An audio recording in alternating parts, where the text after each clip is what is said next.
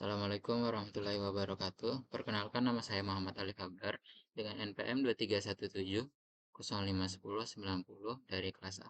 Saya akan menjelaskan mengenai codingan dari soal UTP semester 2 Petro. Pada nomor 1, kita diminta untuk membuat kelas.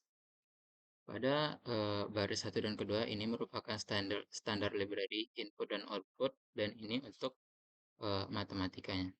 Kemudian kita menggunakan using namespace std untuk mempersingkat pengkodean input dan output. Selanjutnya kita membuat template dengan keyword class karena akan digunakan pada kelas. Lalu T sebagai identifier yang akan kita gunakan sebagai template nantinya. Sesuai perintah soal yang diberikan, kita membuat sebuah kelas bernama trapezoid. Selanjutnya kita membuat ke dalamnya 3 buah atribut, yaitu base1, base2, dan height dalam hak aksesnya publik. Selanjutnya untuk nomor 2,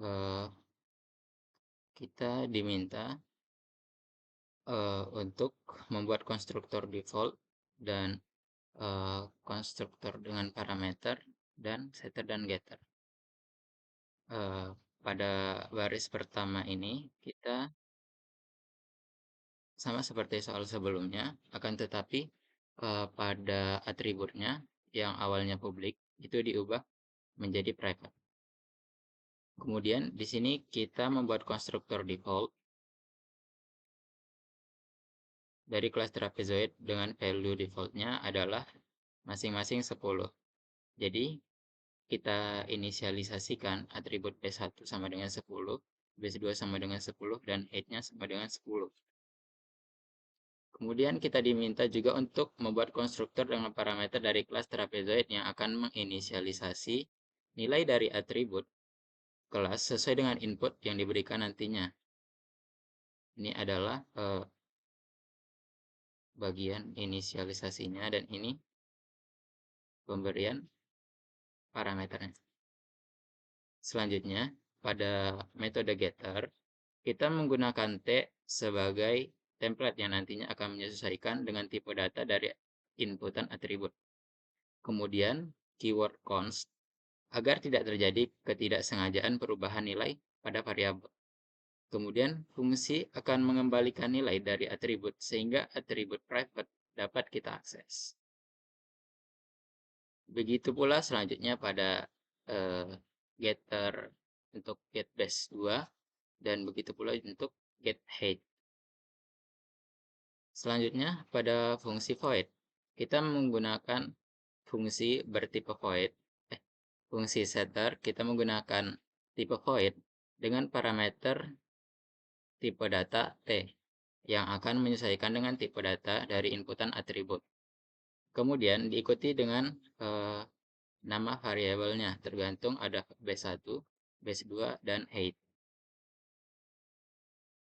Di dalam fungsi setter ini, kita akan menginisialisasi variabel dari base1 itu bernilainya sama dengan parameter yang diinputkan tadi.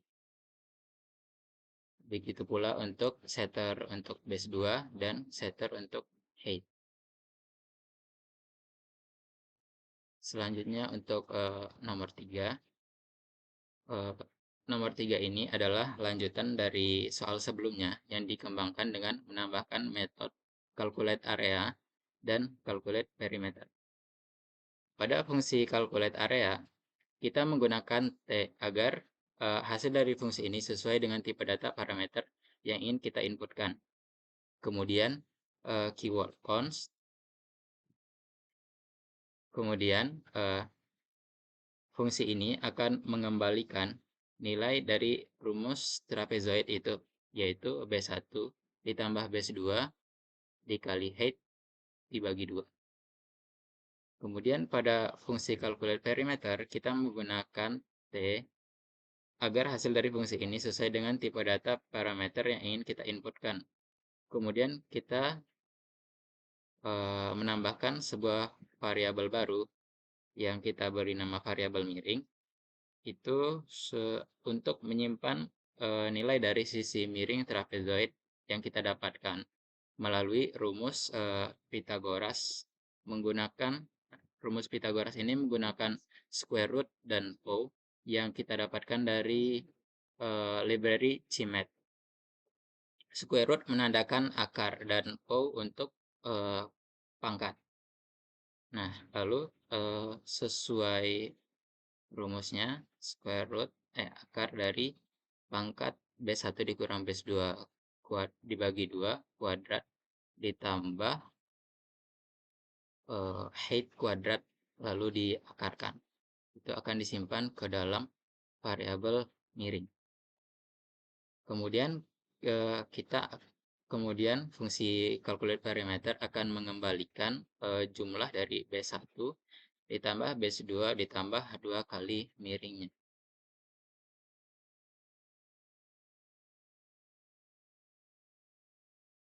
Selanjutnya untuk nomor 4 itu baris pertama dan keduanya itu berupa standar library input output dan yang CMAT untuk matematika.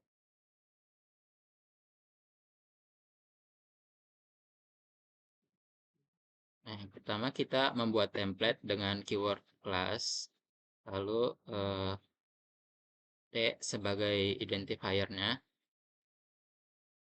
lalu kita membuat kelas kite dengan atribut diagonal 1 dan diagonal 2 itu dalam private dan kita berikan T sebagai identifier yang akan digunakan sebagai template-nya.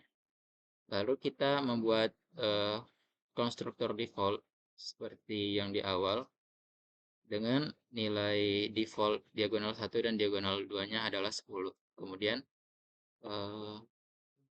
konstruktor dengan parameter dari kelas kite yang akan menginisialisasi nilai dari atribut kelas sesuai dengan input yang diberikan nantinya. Selanjutnya itu kita membuat fungsi getter dengan menggunakan T sebagai template yang nantinya akan menyesuaikan dengan tipe data yang diinputkan. Kemudian getter ini akan mengembalikan nilai dari atribut sehingga atribut private bisa kita akses. Begitu pula dengan fungsi getter untuk diagonal 2 yang nantinya akan mengembalikan nilai dari diagonal 2 yang pada data private. Selanjutnya pada fungsi setter kita menggunakan tipe void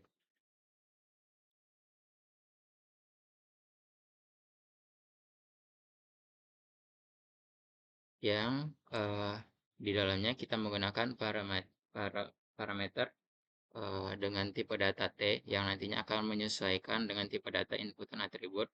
Kemudian ini variabel yang mau diinisialisasikan. Nah, di dalam fungsi ini itu kita menginisialisasi variabel diagonal 1 itu nilainya sama dengan parameter yang diinputkan diagonal 1 tadi pada private. Begitu pula untuk diagonal 2-nya sama. Kemudian pada fungsi calculate area kita menggunakan tipe datanya itu T juga agar itu lagi fungsinya hasilnya keluar sesuai dengan data yang kita inputkan tipenya. Nah, kemudian di dalam fungsi ini akan mengembalikan nilai yang dengan rumus luas layang-layang, yaitu diagonal 1 dikali diagonal 2 dibagi 2. Nah, selanjutnya pada fungsi calculate parameter kita menggunakan double agar hasil fungsi ini nantinya akan berupa angka desimal. Nah, kemudian kita perlu membuat dua variabel, kita beri nama saja P dan L untuk menyimpan nilai dari setengah diagonal. P untuk menyimpan diagonal 1 dan L untuk menyimpan diagonal 2-nya. diagonal setengah diagonal 1 dan setengah diagonal 2. Kemudian fungsi ini akan mengembalikan nilai jumlah dari eh, semua sisi dengan cara 4 dikali akar dari P kuadrat dan L kuadrat tadi.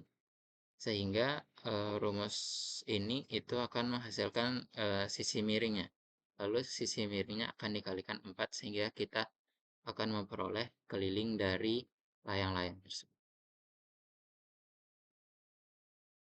Mungkin hanya itu saja yang dapat saya sampaikan. Lebih terkurang mohon dimaafkan. Assalamualaikum warahmatullahi wabarakatuh.